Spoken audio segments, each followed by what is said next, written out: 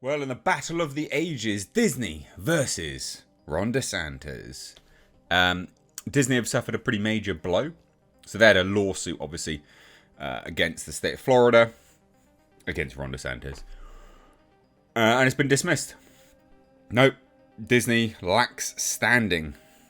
So we're going to dive into this today. Fascinating stuff. It's interesting. It's quite funny. And it'll be interesting to see what they do from here. Genuinely. So hit subscribe if you're new here, guys. Turn the bell notifications on. Let's go. So this is a report on That Park Place. We're going to look at two articles today. So a bit of a background and what's actually happened, plus Disney's response. So what's going on? Right, United States District Judge Alan Windsor dismissed the Walt Disney Company's lawsuit against Florida Governor Ron DeSantis and the state of Florida. So the Walt Disney Company sued Florida Governor Ron DeSantis, the state of Florida, and other Florida government officials in a 77-page document back in April. I didn't think this was going to go through anyway. Mate, it just didn't seem to make sense. The lawsuit alleged that the state of Florida's decision to dissolve the Reedy Creek Improvement District violated the Contracts Clause of the United States Constitution, violated the Takings Clause of the Fifth Amendment to the US Constitution, violated the 14th Amendment Due Process Clause, and violated the company's First Amendment political speech. And then for those, this is the special privileges that they get. They're privileges. They can be taken. They're not rights. Some of them are, like what they're referencing, they're talking about, freedom of speech and things like that. Yes, true.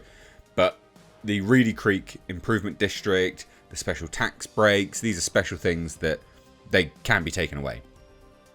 So the Walt Disney Company CEO Bob Iger attempted to justify the lawsuit by positioning the company as a victim. During the company's Q2 2023 earnings results webcast, he said, "First of all, I think the case that we filed last month made our position and the facts very clear. And that's really that this is about one thing and one thing only, and that's retaliating against us for taking a position about pending legislation. And we believe that in us taking that position, we are merely exercising our right to freedom of speech.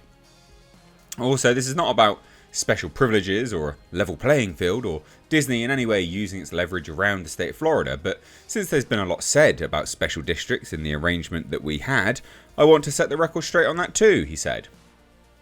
There are about 2,000 special districts in Florida, and most were established to foster investment and development, and we were one of them.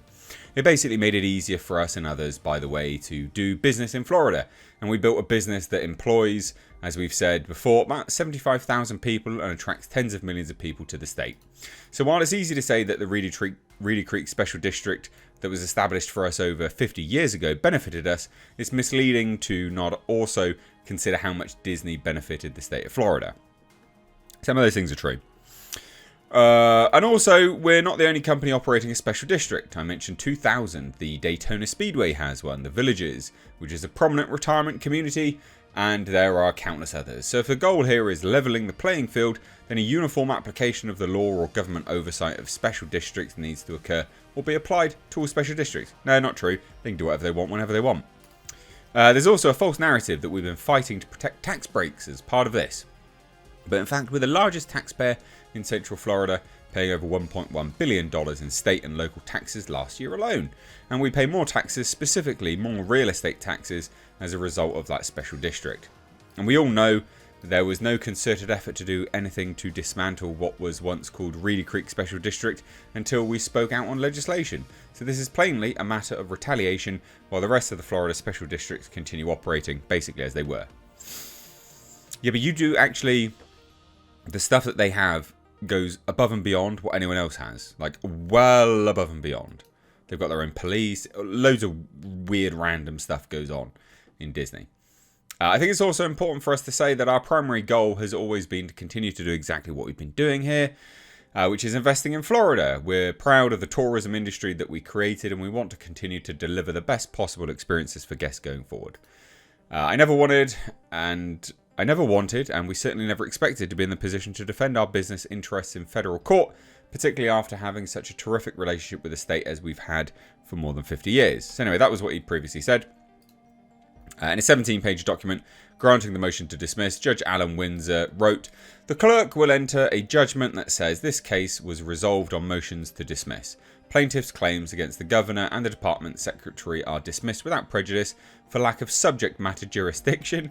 Plaintiffs' claims against the Central Florida Tourism Oversight District board members are dismissed on the merits for failure to state a claim.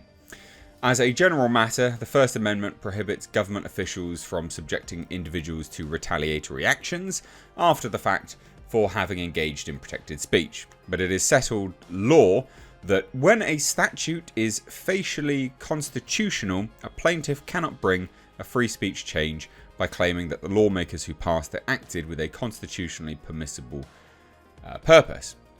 The 11th Circuit has held that many times, and this settled law forecloses Disney's claim. He also noted, in short, Disney lacks standing to sue the governor or the secretary, and its claims against the CFTOD defendants fail on the merits because when a statute is facially constitutional, a plaintiff cannot bring a free speech challenge by claiming that lawmakers who passed it, blah, blah, blah, we've done that. And then Andrew Esquire, Legal Mindset, I think is his channel, hopped on to do an interview with WDW Pro. This is like back in June. And he kind of specializes in these things. But what's Disney's response? This is the real stuff that you wanted to hear, isn't it? Because it's funny. The Walt Disney Company has issued a statement in response to Judge Alan Windsor's dismissing the company's lawsuit, which is hilarious. So according to Blog Mickey, a Disney spokesperson stated, "This is an important case with serious implications for the rule of law, and it will not end here.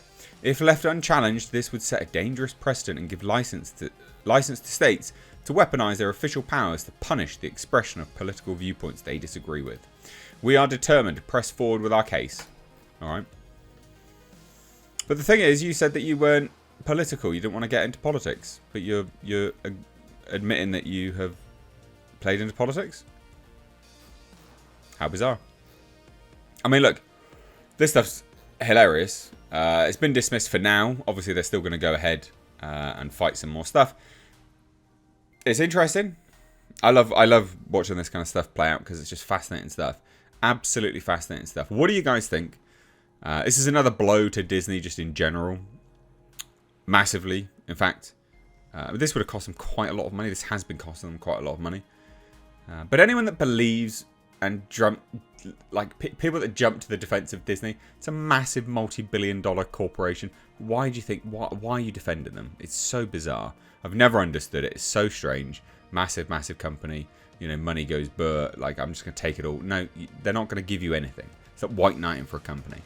And also as well, why do you want a company to have special privileges? Why? Bizarre. Especially because, like, I always find the sort of polarization between two people to be very, very interesting. So, like, Disney, I'm going to defend, definitely should keep their special privileges. Elon Musk, though, we hate Elon. And, I don't particularly care about Elon Musk. But isn't that funny, how you hate one and not the other? Yeah, tax Elon Musk more, blah, blah, blah. He's got too much money. Disney's got fucking loads of cash. Anyway, leave your thoughts down below. Cheers, guys. Take care. Bye-bye now.